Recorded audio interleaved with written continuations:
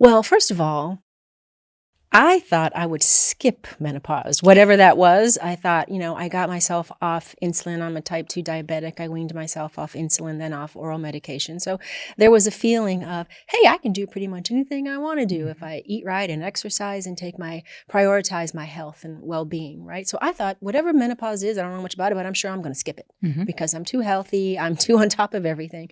So when I finally met, which I believe now is the true love of my life. I finally meet my life partner and we're having the best time two can have, right? And we have one night of amazing sex. I wake up the next morning and I try to go to the bathroom and I can't do it.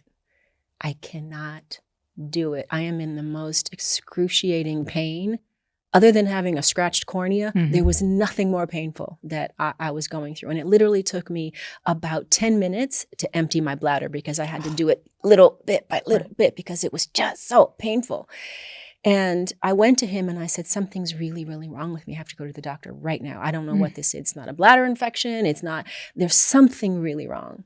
So I go to the doctor and my doctor, who I'd had for a very long time, did the examination. And upon looking up there, he said, oh, I can tell you exactly what this is. Okay, what? He said, this is a bad case of herpes.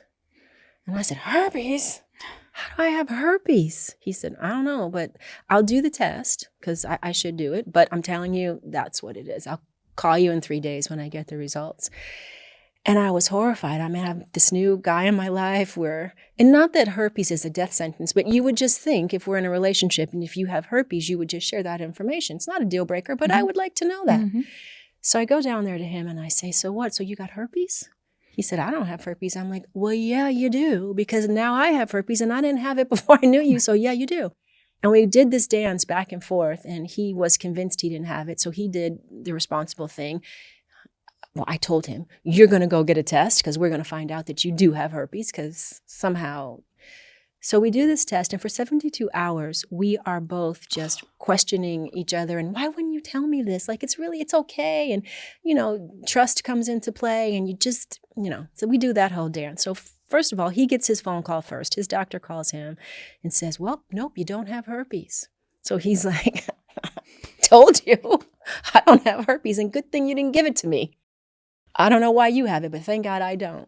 My doctor calls about 2 hours after that and says the same thing. You don't have herpes. I said, I don't have herpes. And he's like, did you want to have herpes? I'm like, no, but you told me I had herpes. And now, then what do I have? What is this then? Did not know. Don't know, but it's not herpes. It was kind of like, be glad about that. I was glad about that, but I was even more disturbed because I didn't have an answer for what I did have then. So that was the inciting incident that sort of sent me down the rabbit hole of doing my own investigation and reconnaissance and reading and realizing that it was, dry vagina syndrome. All of our orifices get dry, right? Eyes, mouth, and vagina. And I've got dry all three, right? And that got me on my journey of discovery and what made me realize I would be a part of Respin and, building a company that would be the company that I wished I had, the support that I wish I had, so that I didn't have to arrive at this moment at 54 just gobsmacked and not having one of my doctors having had a conversation with me about this time of life. They should have been having it with me when I was 40, right? But now I'm 54, so almost 15 years